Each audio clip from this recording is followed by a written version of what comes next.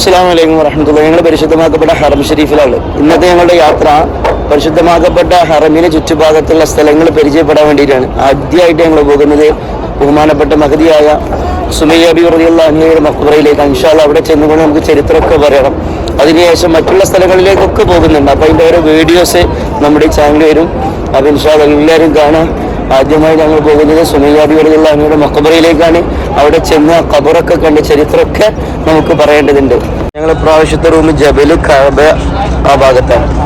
അവിടെ നൂർ സ്വലാഹ് എന്ന് പറയുന്ന ഒരു ബിൽഡിങ്ങാണ്. അവിടുന്ന് എടുത്താണ് ഈ സുമയ്യ ബീവി റളിയല്ലാഹു അൻഹയുടെ മഖ്ബറ ഉള്ളത്. ഈ ഭാഗത്തിന് മഖ്ബറത്ത് സുബൈക്ക എന്ന് പറയും. അവിടെ കുറേ ആളുകളുടെ ഖബറിസ്ഥാനുണ്ട്. അതുപോലെ തന്നെ ഇത് എവിടെയെന്ന് ചോദിച്ചു കഴിഞ്ഞാൽ ദാറു തൗഹീദ് ഹോട്ടലുണ്ട്. ഫേമസ് ഹോട്ടലാണ്. അതിൻ്റെ തൊട്ട് താഴെ അതല്ലെങ്കിൽ അഞ്ചും ഹോട്ടൽ, ഈ കാണുന്ന വലിയ അഞ്ചും ഹോട്ടലാണ്. സുന്ദുക്ക അഞ്ചും, ഇത് ഇവിടെ അറിയപ്പെട്ട ഒരു ഹോട്ടലാണ്.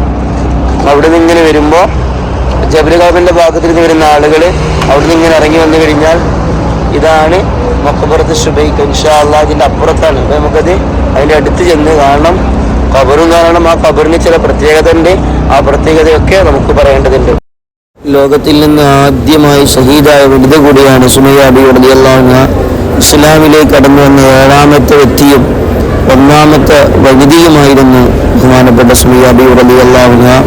ആ സുമയ്യ ബീവി റളിയല്ലാഹു അൻഹയുടെ ചാരത്തേക്കാണ് നമ്മുടെ യാത്ര. ഒരു പെണ്ണിനും സഹിക്കാൻ കഴിയാത്ത അത്രയ്ക്കും വലിയ വേദന സഹിച്ച മഹദിയാണ്. അവിടുന്ന് ലോകത്തിൽ നിന്ന് വിട പറയുമ്പോഴും അല്ലാഹു അഹദ് എന്ന് ഉറക്കെ വിളിച്ചു പറഞ്ഞ മഹദിയാണ് സുമയ്യ ബീവി റളിയല്ലാഹു അൻഹ. അൽഹംദുലില്ലാഹ് സുമയ്യ ബീവി റളിയല്ലാഹു അൻഹ ഖബറിന്റെ ചാരത്തെത്തിയിട്ടുണ്ട്. ബാക്കിൽ കാണുന്ന വലിയ കെട്ട് അതാണ് മഹദിയുടെ ഖബർ. ഇതിനുള്ളിൽ ഒരുപാട് മറ്റ് ഖബറുകളൊക്കെ ഉണ്ട്.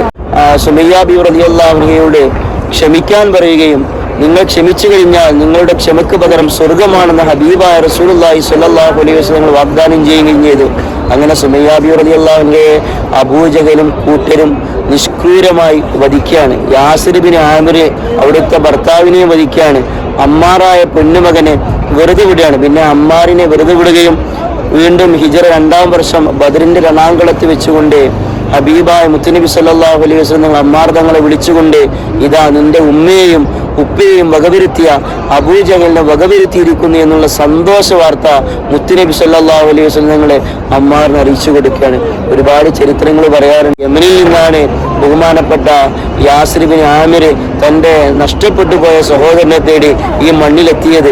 ഇവിടെ എത്തി ഈ സ്ഥലം ഇഷ്ടപ്പെട്ട് താമസമാക്കിയപ്പോൾ ഇവിടെയുള്ള മഖ്സൂം കുടുംബത്തിൽപ്പെട്ട ആളുകളെ അവരുടെ അടിമയായ സുമയ്യ ബീവി റളിയല്ലാഹു അൻഹയെ അടിമത്തത്തിൽ നിന്ന് മോചിപ്പിക്കുകയും യാസിർ ബിൻ ആമിർ ഇണയാക്കി കൊടുക്കുകയും ചെയ്തു. അങ്ങനെ അവർ താമസമാക്കി കുടുംബജീവിതം നല്ലപോലെ മുന്നോട്ട് പോയി.